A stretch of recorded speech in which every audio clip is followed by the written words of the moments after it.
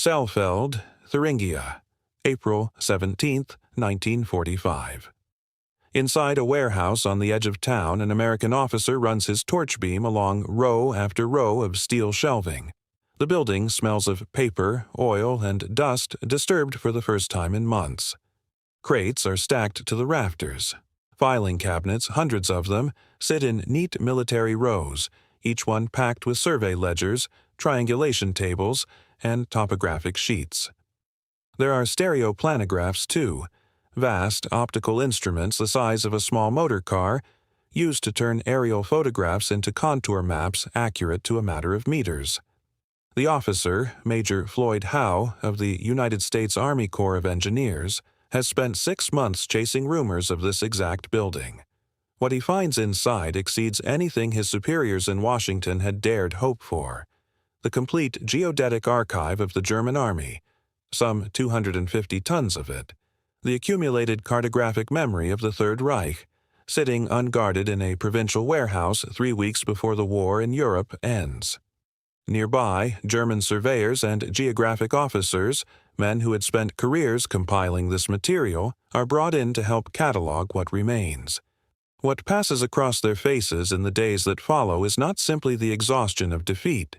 It is something closer to disbelief. These were men trained to think of maps as instruments of national power, guarded as closely as any weapon. Now they watch American engineers move with quiet, methodical confidence through material that had taken the German war machine 2 decades to compile, sorting it, packing it, preparing to ship it across the Atlantic. Worse, from their point of view, was the growing realization of just how much the Americans already knew before they ever reached Saalfeld. Not the general shape of the country, the precise elevation of a hill outside Aachen, the load-bearing capacity of a bridge near Würzburg, the exact layout of a rail junction in the Ruhr, right down to the sidings. This was not conquest by weight of numbers alone. It was conquest assisted, in ways few German officers had ever imagined, by paper. And it raises a question that runs to the heart of how the Second World War in the West was actually won. How had a country that entered the conflict with some of the least detailed maps of Europe in its possession ended up, by 1945, holding a more accurate picture of Germany than the Germans themselves? This is the story of the map that helped defeat the Reich. At the outbreak of the war, American military cartography was, by European standards, thin. The United States Army Map Service, formally established in 1942, inherited a patchwork of coverage. Some regions of the world mapped in careful detail by earlier survey expeditions and colonial administrations. Others represented by little more than 19th-century sketches or gaps marked politely as unsurveyed. Continental Europe, and Germany above all, was a particular problem. Germany itself had spent decades building one of the most sophisticated cartographic bureaucracies in the world, the Reichsamt für Landesaufnahme, and its military counterpart, refining triangulation networks first laid down in the previous century and updating them with systematic aerial survey through the 1930s. British mapping of the continent, drawing on the older tradition of the Ordnance Survey and years of interwar aerial reconnaissance, was considerably further advanced than America's. When the United States entered the war in December 1941, its planners were, in cartographic terms, arriving late to a continent that had already been meticulously measured by its own inhabitants, just not for American benefit, and not in a form the Allies could yet use. The consequences of inadequate mapping were not abstract. Artillery in the Second World War increasingly relied on indirect fire, meaning batteries struck targets they could not see, using calculations rather than a direct line of sight. For that to work, gunners needed to know their own position and their target's position to within a matter of meters, tied to a common geodetic reference framework. Get that framework wrong, even by a small margin, and shells would land short, or long, or simply nowhere useful. Bomber crews faced a parallel problem at a larger scale. Identifying a factory, a marshalling yard, or a fuel depot from altitude, at night, often through cloud, required maps that matched what the crew would actually see, not an approximation drawn from outdated commercial atlases. Early in the war, some American mapping of European targets had been assembled from precisely that kind of source material. Pre-war tourist maps, out-of-date German civilian publications, even, in a few documented instances, Encyclopedia Gazetteers, stitched together and annotated as best military intelligence officers could manage.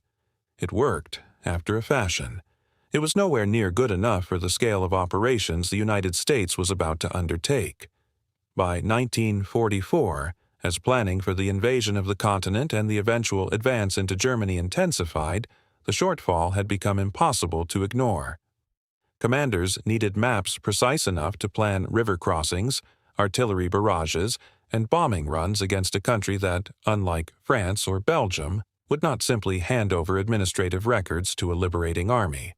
Germany would have to be beaten, and its cartographic secrets would have to be captured, not requested. The only realistic solution was to obtain the German military's own survey data by force, before it could be destroyed, evacuated eastward, or lost to the advancing Soviets, who had every incentive to seize the same material for themselves. This was no longer a matter of drawing better maps. It was a matter of winning a hidden race for information that both sides understood to be worth almost as much as territory. There was a further dimension to the problem that made 1944 planners especially anxious.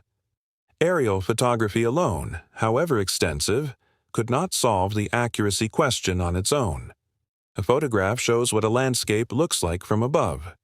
It does not, by itself, tell a gunnery officer the exact height of a ridgeline or the true distance between 2 points separated by 20 miles of contested ground. That required geodesy, the painstaking science of measuring the shape of the Earth itself through triangulation networks, benchmarks, and leveling surveys tied together into a single consistent mathematical framework.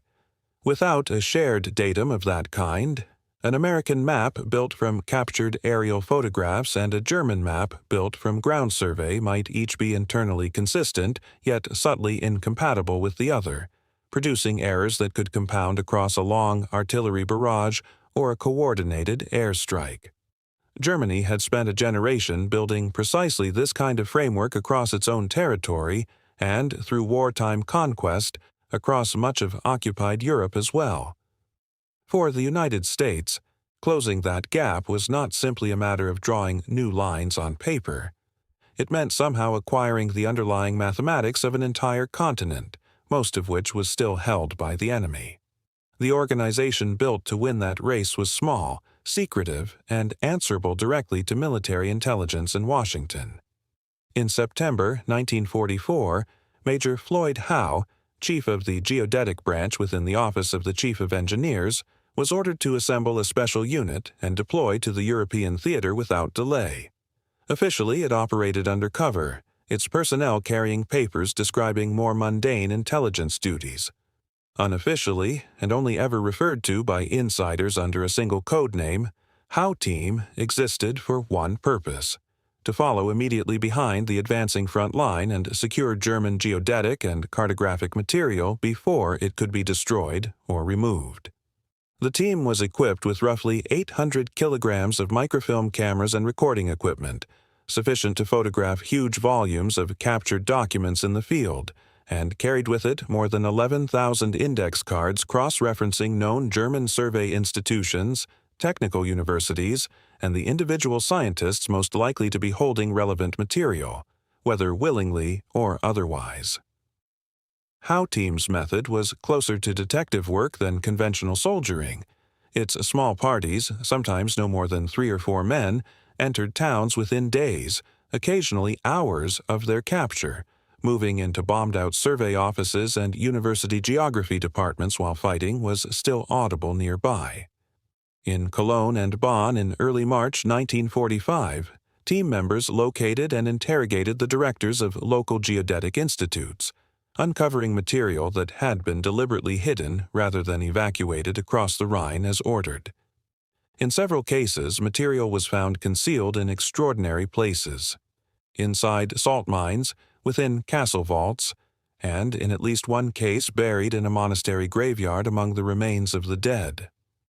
The team's daily memoranda back to Washington recorded a certain wry surprise at how readily some German technical staff cooperated once located, offering up material their own high command had ordered destroyed, whether from professional pride in their work, simple exhaustion, or calculated self-interest. The discovery at Saalfeld in April 1945 was the campaign's centerpiece. A tip overheard by chance in a hospital treating wounded German soldiers led Hough team to a remote warehouse holding the complete geodetic archive of the German Army. Something in the region of 250 tons of maps, survey ledgers, and precision instruments, including several of the specialized. Stereoplanigraphs used to convert aerial photography into accurate contour mapping. The team, with borrowed trucks from a nearby American artillery unit and manpower provided by recently captured German prisoners of war, worked against a hard deadline. Saalfeld lay in territory due to be handed to Soviet occupation forces, and Hough understood that whatever remained in that warehouse when the Red Army arrived would never again be available to the Americans. Around 90 tons of the most valuable material, roughly 100,000 individual maps along with complete geodetic survey coverage for more than a dozen European countries, was selected, packed, and evacuated westward in the narrow weeks before the handover. Soviet forces took formal possession of Saalfeld on the 2nd of July, 1945. American trucks were still carrying material out of the region the day before. What the Americans did with this material afterwards was, in its own way, as remarkable as the seizure itself. Rather than simply archive the captured data, Hough recruited the very German geodesists whose work had been taken, among them Erwin Gigas of the German Reichsamt, and installed them with pay and lodging in the town of Bamberg to perform the vast calculations required to integrate the captured survey networks of Germany and neighboring countries into a single, unified geodetic datum, a shared mathematical framework allowing every point on the continent to be located with consistent precision. Each recruit was vetted by Allied counterintelligence to exclude anyone with confirmed Nazi Party sympathies, but the underlying arrangement remained striking. Within weeks of Germany's surrender, German scientists were working, for American pay, to convert their own country's captured surveying data into the reference framework the occupying powers would use to administer it. The resulting network, the foundation of post-war European geodesy, would remain in use for decades. It was, quite literally, the German Army's own measurements of its homeland, repurposed by the victors as the basis for peace. If you are finding the sheer scale of this hidden campaign as remarkable as it deserves, a quick subscribe helps this channel keep telling stories like it. Set against German efforts, the comparison is instructive. Nazi Germany possessed formidable mapping capability of its own, refined through years of methodical aerial survey and reinforced, particularly on the Eastern Front, by the wholesale seizure of Soviet, Polish, and other captured survey archives. German cartographers had access to some of the most detailed topographic coverage of Europe available anywhere at the time, and German intelligence services made determined efforts throughout the war to update and exploit it. What Germany lacked, by 1944 and 1945, was the organizational freedom to move that expertise where it was needed. Allied bombing had devastated communications and administration. Personnel were being conscripted into combat roles regardless of their technical value, and, crucially, no equivalent of Hough team existed to systematically capture Allied material in the reverse direction, because Germany was retreating, not advancing, across the material it might have wished to seize. British mapping efforts, meanwhile, particularly through the geographical section of the General Staff, had produced excellent coverage of Western Europe well before the Americans arrived at comparable standards, and it was in no small part British survey expertise, shared through combined Allied intelligence channels, that helped the Americans close the gap so quickly once the decision was made to prioritize the problem. The American achievement, then, was not one of superior technique so much as superior organization under pressure. A purpose-built unit, answerable to the highest levels of military intelligence, given the resources and the license to operate almost as a law unto itself behind the advancing front.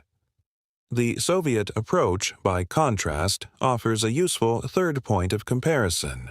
Soviet forces pursued captured German geographic material with at least as much determination as the Americans, and in some respects with greater ruthlessness, treating cartographic and geodetic archives as legitimate spoils of war to be removed wholesale to Moscow, along with scientific personnel, industrial equipment, and anything else judged to be of strategic value.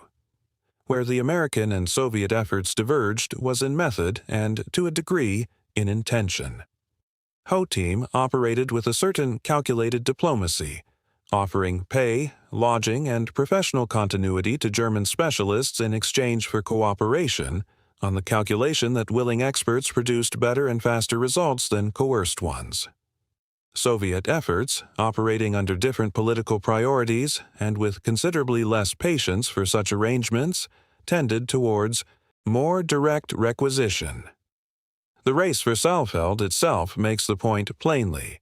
Had Hough team arrived even a few weeks later, the entire archive, and quite possibly a share of the German specialists who understood it, would have gone east instead of west, with consequences for post-war European mapping, and for the balance of technical knowledge between the two emerging Cold War blocs that are not difficult to imagine.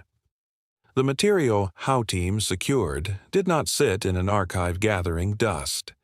It fed directly into the Army Map Service's wartime and post-war production, informing target folders for the strategic bombing campaign, artillery survey data for advancing American armies, and eventually the detailed administrative mapping required to divide and govern occupied Germany after May 1945. When Allied representatives sat down with German officers to finalize the practicalities of occupation, the maps placed before them, showing zone boundaries, transport corridors, and administrative districts down to individual villages, drew in part on data captured from the German military's own archives only weeks or months earlier. For officers on the German side of that table, veterans of a state that had treated its geographic knowledge as a closely held strategic asset, the experience of watching their own captured surveys returned to them in the form of Allied administrative maps carried a particular sting. The instrument of national measurement had become, in the space of a single spring, an instrument of national division. How much of this was known to ordinary German officers at the time is difficult to establish with certainty. Hough team's operations were conducted under strict secrecy, and much of its documentation remained classified for decades afterwards, only becoming widely known to historians and the public through archival research published from the late 2010s onwards. What survives in the record are the daily operational memoranda of the team itself, the recollections of American personnel involved, and the broader documentary trail of captured material now held by the United States National Archives and distributed to research libraries across the country. The precise emotional reactions of individual German officers and surveyors confronted with the scale of what had been taken are not, for the most part, preserved in their own words.